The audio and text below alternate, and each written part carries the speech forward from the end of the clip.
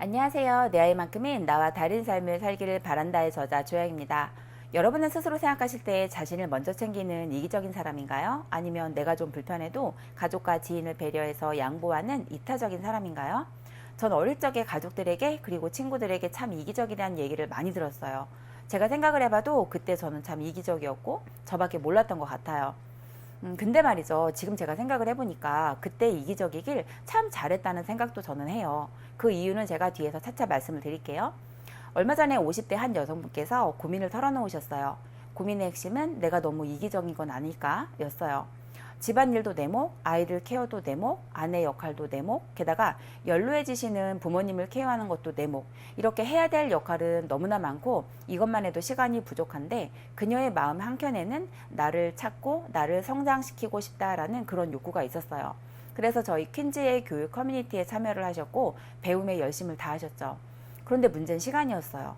그동안은 자신을 위해서 따로 시간을 할애한 적이 없는데 지금은 교육을 위한 시간을 빼려고 하다 보니까 다른 역할들에 할애할 시간이 조금씩 줄어든 거죠. 하지만 무엇 하나도 포기할 수가 없었고 그녀는 이제 혼란에 빠지게 됐어요. 소중한 사람들을 너무 소홀히 하는 건 아닐까? 내가 너무 이기적인 건 아닐까? 그런 죄책감도 올라왔다가 왜 나만 이렇게 바쁘고 치이게 살아야 되는 거지? 라는 억울함도 올라왔다가 정말 만감이 교차하는 거죠. 아마 워킹맘들이라면 이 감정 누구라도 느껴보셨을 거예요. 이런 그녀의 상황에 대한 저의 의견은 이기적인 사람이 되세요 였어요.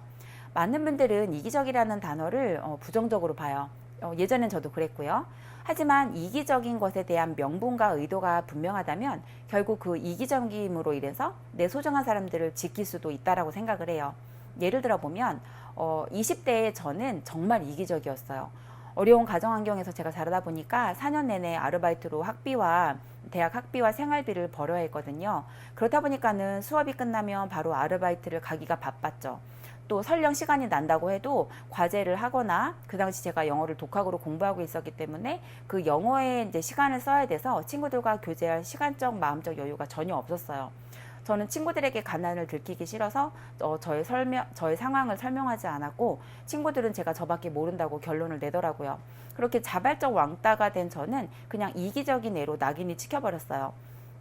가족들에게도 마찬가지였어요. 정말 그 당시 저는 제 코가 석자다 보니까 가족들에게 마음을 쓰거나 시간을 내는 것에 있어서 굉장히 인색했어요. 그래서 오랜만에 가족들을 만나도 빨리 집으로 돌아와서 할 일을 해야 한다는 강박증에 시달렸고 그러다 보니까 가족과의 시간을 제가 편하게 누릴 수가 없었어요. 그래서 이런 저의 조급한 모습은 주하영은 저밖에 모른다, 이기적이다 라는 그런 인상을 가족들에게도 심어줬죠. 그래서 예전의 주하영은 그냥 이기적인 사람이었어요. 그렇다면 40대가 된 지금의 주하영은 어떨까요? 제 입으로 이런 말씀을 드리기 조금 부끄럽지만 가족과 지인들이 저를 평가하는 말은 상대에게 공감하고 배려한다, 상대의 문제 해결을 돕는 데 진심이다, 그런 말이에요. 같은 주하영이 이렇게 다른 평가를 받게 된 이유가 뭘까라고 생각을 해보면 우선순위를 바꿀 여유가 생겼기 때문에 그래요. 예전에 저는 결핍투성이었어요. 도저히 답이 없어 보이는 제 인생에서 답을 찾아야만 했고 가난해서 탈출해야만 했어요. 그래서 저의 가난한 마인드를 바꾸기 위해서 매일 책을 읽어야 됐고 영어를 독학으로 마스터해야 하는 상황이다 보니까 늘 영어 공부에 시간을 할애해야 했어요. 게다가 돈도 벌어야 했고 그 당시 저는 몸도 좀 많이 아팠기 때문에 운동도 해야 됐어요. 이렇게 저를 먼저 살려야 그 다음이 있다고 생각해서 그 당시에 저는 정말 철저하게 저에게만 집중을 했어요. 그 모습은 당연히 이기적인 모습이 될 수밖에 없었죠.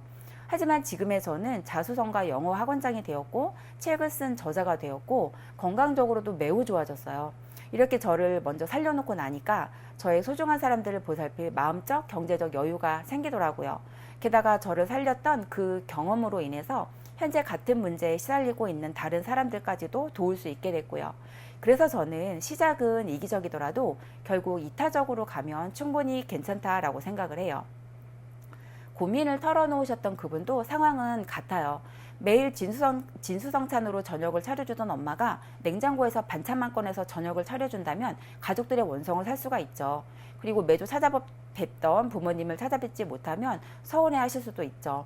그리고 한 달에 한 번 모이던 동창 모임에 참여하지 않으면 친구들이 뭐라고 할 수도 있죠.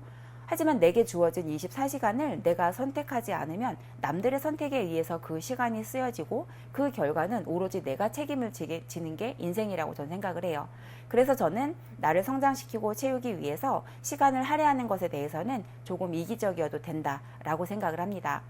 성장을 위해 발버둥 치는 그 기간엔 그들이 나를 이해할 수 없겠지만 성장 이후엔 분명히 박수를 쳐줄 거고 그 혜택을 함께 누릴 수 있을 테니까요. 그런데 만약 그때 박수를 쳐주지 않는다. 그런 사람은 가족이라도 거리를 두시길 추천합니다. 여러분의 소중한 시간 우선순위에 맞게 잘 배분하셔서 내적 성장과 외적 성장을 이뤄내시길 응원하면서 영상 마치도록 하겠습니다. 감사합니다.